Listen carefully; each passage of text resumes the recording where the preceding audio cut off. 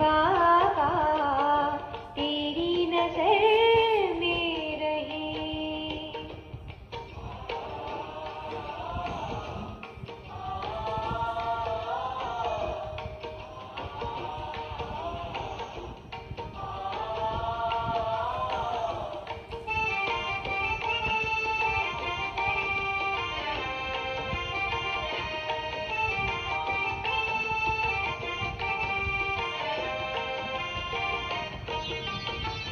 तेरे स्नेह की खुशबू से महके मन का उपवन। तेरे स्नेह की खुशबू से महके मन का उपवन। अब तो जीवन ऐसा महका जैसे महका गुलशन।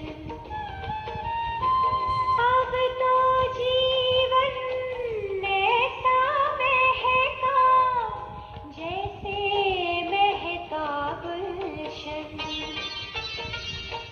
नैन खुले हो या मूंदे हो, तुमको ही देखते रहे।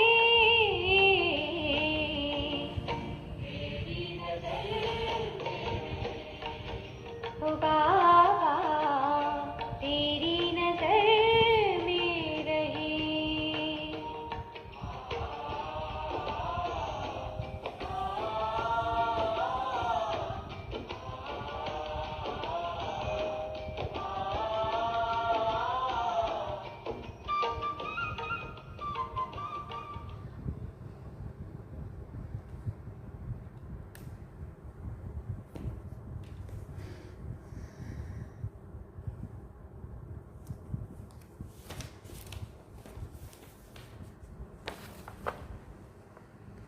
ओम शांति।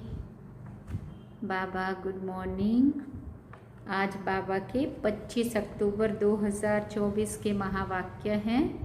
बाबा ने सार में कहा, मीठे बच्चे, बाप की एक नज़र मिलने से सारे विश्व के मनुष्य मात्र निहाल हो जाते हैं। इसलिए कहा जाता है, नज़र से निहाल किंदा सतगुरु स्वामी। बाबा ने प्रश्न पूछा, तुम बच्चों के दिल में खुशी के नगाड़े बजने चाहिए। क्यों बजने चाहिए खुशी के नगाड़े? देखो, बाबा ने उत्तर में कहा, क्योंकि तुम जानते हो बाबा आया है सबको साथ ले जाने। क्या जानते हैं? क्योंकि बाबा आया है हम सब बच्चों को साथ ले जाने, इसलिए अंदर इतने खुशी के नगाड़े बजने चाहिए, माना खुशी होनी चाहिए। अब हम अपने बाप के साथ घर जाएंगे। हाहाकार के बाद जय जयकार होने वाली है।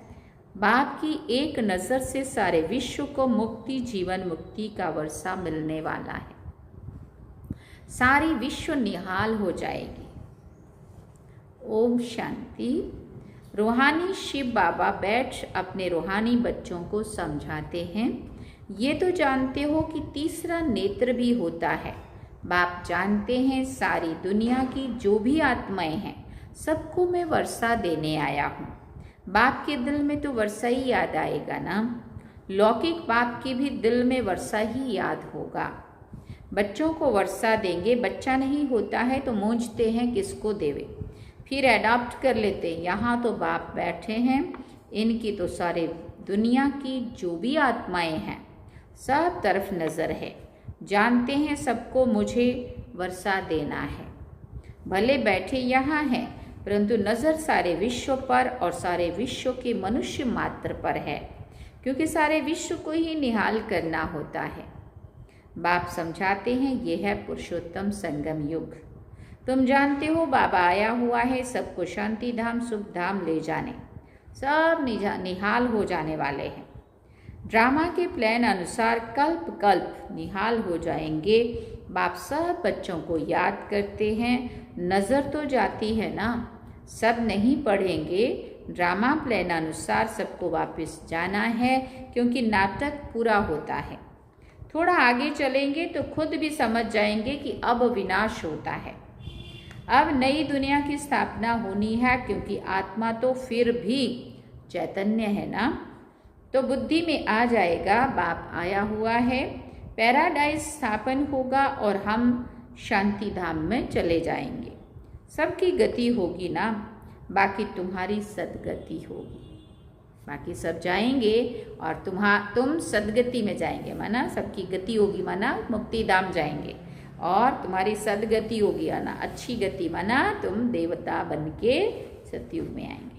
अभी बाबा आया हुआ है, हम स्वर्ग में जाएंगे, जय जयकार हो जाएगी।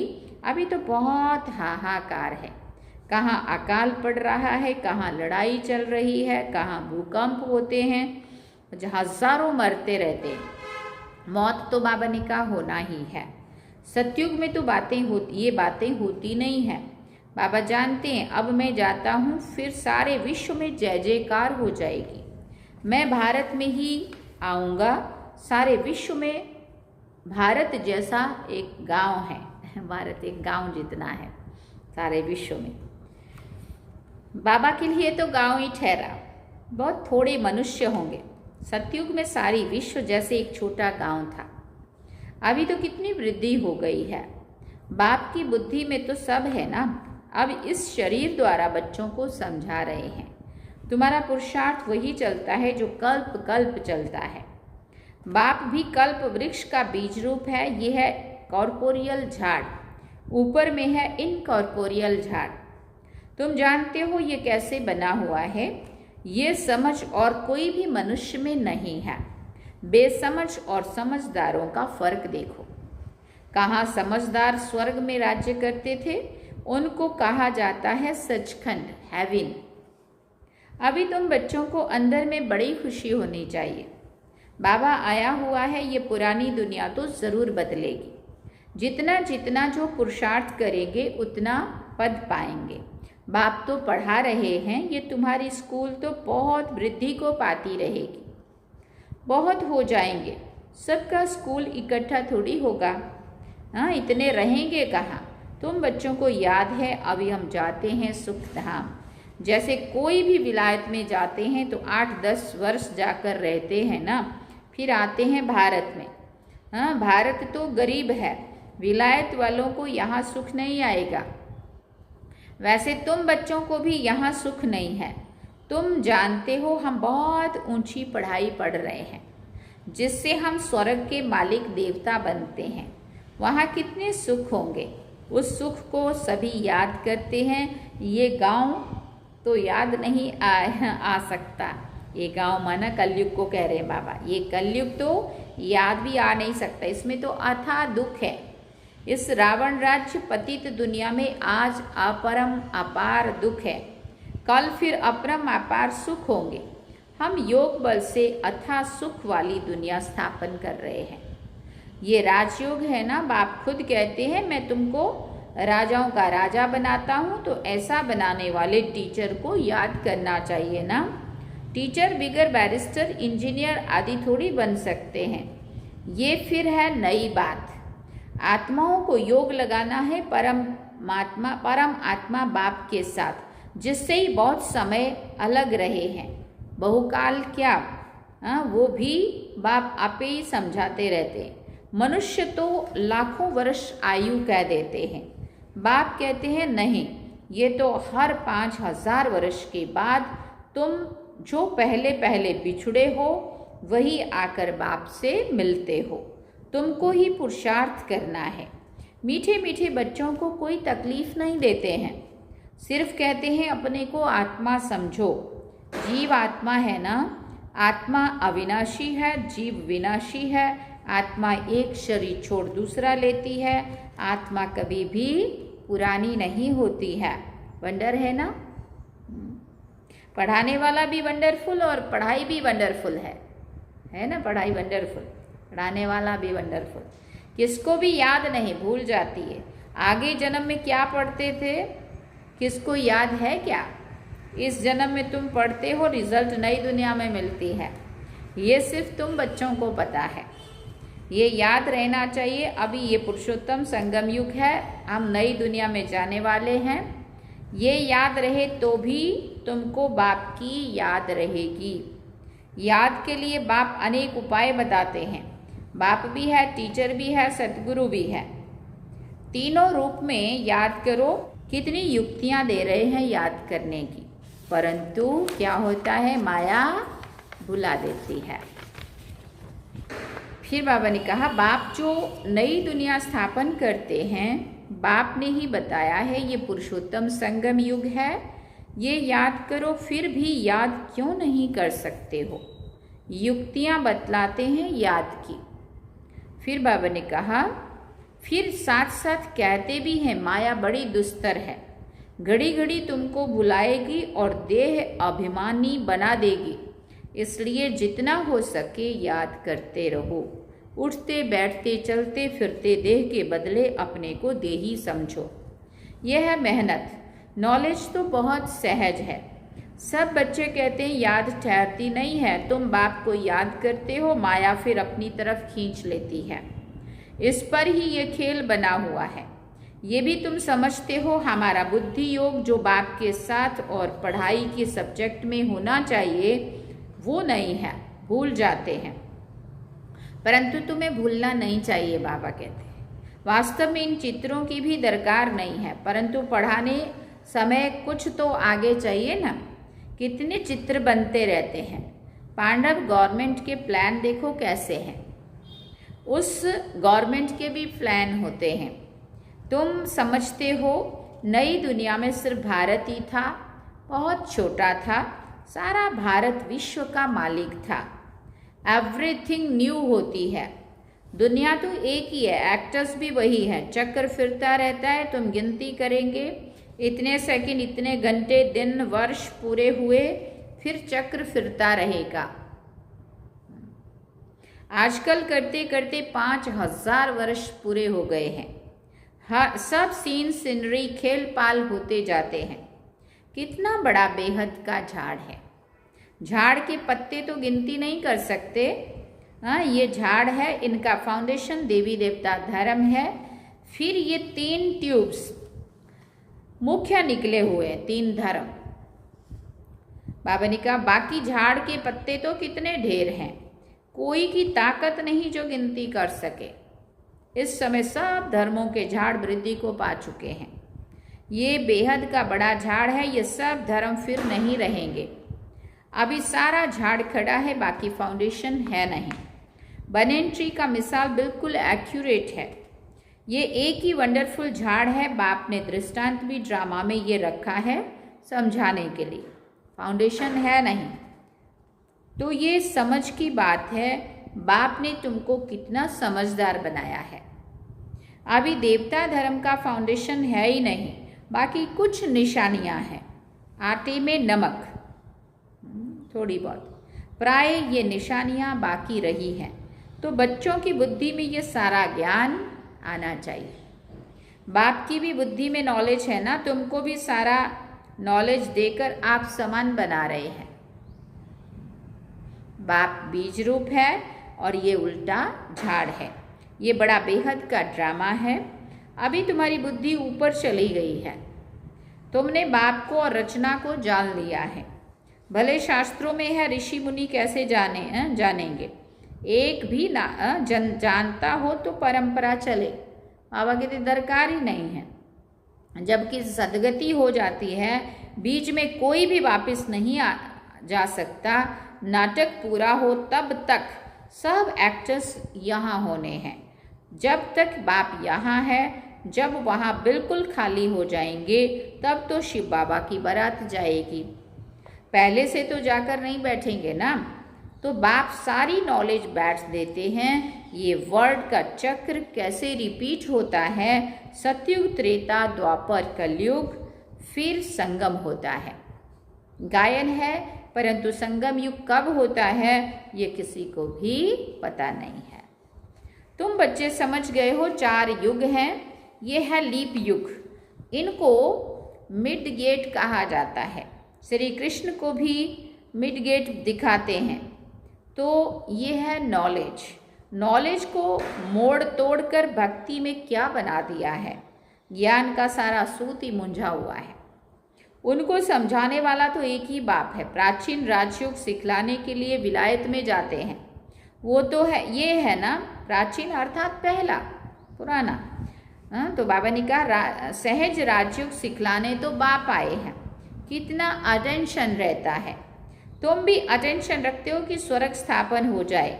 आत्मा को याद तो आता है ना। बाप कहते हैं ये नॉलेज जो मैं तुमको अभी देता हूँ फिर मैं ही आकर दूंगा। ये नई दुनिया के लिए नया ज्ञान है। ये ज्ञान बुद्धि में रहने से खुशी बहुत होती है। बाकी थोड़ा टाइम है, अब चलना है। एक तरफ खुशी होती है, दूसरी तरफ फिर फील भी होता है, अरे ऐसा मीठा बाबा, फिर हम कल्प के बाद मिलेंगे। क्योंकि बाबा इसके बाद तो बाबा परम धाम में होगा। हम सतयुग से अपनी फिर से यात्रा शुरू कर देंगे।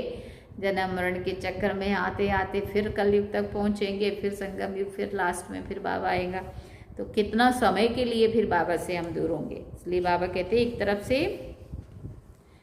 एक तरफ खुशी होती है, दूसरी तरफ फिर फील भी होता है, अरे ऐसा मीठा बाबा, फिर हम कल्प के बाद मिलेंगे, देखेंगे। बाप ही बच्चों को इतना सुख देते हैं ना। बाप आते ही हैं शांति धाम सुख धाम में ले जाने के लिए। तुम शांति धाम को सुख धाम को याद करो तो बाप भी याद आएगा। इस दुख धाम को भूल जाओ। बेहद का बाप बेहद की बात सुनाते हैं। पुरानी दुनिया से तुम्हारा ममत्व निकलता जाएगा तो खुशी भी होगी। तुम रिटर्न में फिर सुख धाम में जाते हो, सतो प्रधान बनते जाएंगे। कल्प कल्प जो बने हैं वही बनेंगे और उनको ही खुशी भी होगी कि ये पुराना शरीर छोड़ देंगे, फिर नया शरीर लेकर सतो प्रधान दुनिया में आएंगे। ये नॉलेज खलास हो जाएगी। बातें तो बहुत सहज है। रात को सोते समय ऐसे ऐसे सिमरन करो तो भी खुशी रहेगी। हम ये बन रहे हैं, ये बन रहे हैं मतलब लक्ष्मी नारायण बुद्धि में आ जाए देवता स्वरूप। सारे दिन में हमने कोई शैतानी तो नहीं की। सारे दिन ये चेक करना है। 5 विकारों से कोई विकार ने हमको सताया तो नहीं, लोभ तो नहीं आया। अपने ऊपर जांच रखनी है। अच्छा, मीठे मीठे सिकिलदे बच्चों प्रति माता पिता बाप दादा का याद प्यार और गुड मॉर्निंग। रूहानी बाप की रूहानी बच्चों को नमस्ते। हम रूहानी बच्चों की रूहानी माता पिता बाप दादा को दिलवा जान सिकवा प्रेम से याद प्यार गुड मॉर्निंग नमस्ते। थैंक यू बाबा, शुक्रिया बाबा। अब धारणा के लिए मुख्य सार है। पहला पॉइंट, योग बल से अथाह सुखों वाली दुनिया स्थापन करनी है। क्या करना है? योग बल से अथाह सुखों वाली दुनिया स्थापन करनी है। इस दुख की पुरानी दुनिया को भूल जाना है। खुशी रहे कि हम सचखंड के मालिक बन रहे हैं। दूसरा पॉइंट, रोज अपनी जांच करनी है कि सारे दिन में कोई विकार ने सताया तो नहीं, कोई शैतानी काम तो नहीं किया, लोभ के वश तो नहीं हुए। वरदान में बाबा ने कहा, वरदाता द्वारा सर्वश्रेष्ठ संपत्ति का वरदान प्राप्त करने वाले संपत्तिवान भव। वरदाता द्वारा सर्वश्रेष्ठ संपत्ति का वरदान प्राप्त करने वाले संपत्तिवान भव। किसी के पास अगर सिर्फ स्थूल संपत्ति है तो भी सदा संतुष्ट नहीं रह सकते। स्थूल संपत्ति के साथ अगर सर्व गुणों की संपत्ति, सर्व शक्तियों की संपत्ति और ज्ञान की श्रेष्ठ संपत्ति नहीं है तो संतुष्टता सदा नहीं रह सकती है। आप सबके पास तो ये सब श्रेष्ठ संपत्तियां हैं। दुनिया वाले सिर्फ स्थूल संपत्ति वाले को संपत्तिवान समझते हैं, लेकिन वरदाता बाप द्वारा आप बच्चों को सर्वश्रेष्ठ संपत्तिवान भव का वरदान मिला हुआ है। स्लोगन में बाबा ने कहा, सच्ची साधना द्वारा हाय हाय को वाह वाह में परिवर्तन करो। सच्ची साधना द्वारा क्या करना है, हाय हाय को वाह वाह में परिवर्तन करो। अच्छा, ओम शांति। सार में बाबा ने कहा, मीठे बच्चे, बाप की एक नज़र मिलने से सारे विश्व के मनुष्य मात्र निहाल हो जाते हैं। इसलिए कहा जाता है, नज़र से निहाल किंदा सतगुरु स्वामी। अच्छा, ओम शांति। तो ये थे बाबा के आज के महावाक्य जो हम सभी ने सुने। और अभी तो दिवाली अति समीप है, 2 दिन के बाद दिवाली शुरू हो जाएगी अपने यहाँ पर। 27 तारीख को 11, पता नहीं देव उठी 11, फिर बाघ बारस, धनतेरस, काली चौदस और फिर अमावस्या, वो क्या बोलते हैं, दिवाली का दिन। ऐसे यहाँ 11 से ही शुरू हो जाती है, 11 से मनाना शुरू कर देते दिवाली। अभी भी आप सुन रहे होंगे आवाज़, पटाखे की आवाज़ तो अभी से आनी शुरू हो गई है। पिछले कल की मुरली में भी पटाखे बज रहे थे बाहर, है ना। लोग पहले से ही शुरू कर देते हैं, इसलिए घर की सफाइयाँ और फिर उसके बाद शॉपिंग, उसके बाद डेकोरेशन, वो सब चलता है। और यहाँ रंगोली भी बहुत बनाते हैं। ऐसे तो जो भी बाहर दूर के आप सब मुरली सुन रहे हो, दिवाली पे यहाँ आ जाओ सारे के सारे, मज़ा आएगा दिवाली सेलिब्रेशन करने में। दिवाली पे यहाँ पे लोग बहुत अच्छे से मनाते हैं। तो चलिए अब चलते हैं बाबा की याद में। ओम शांति।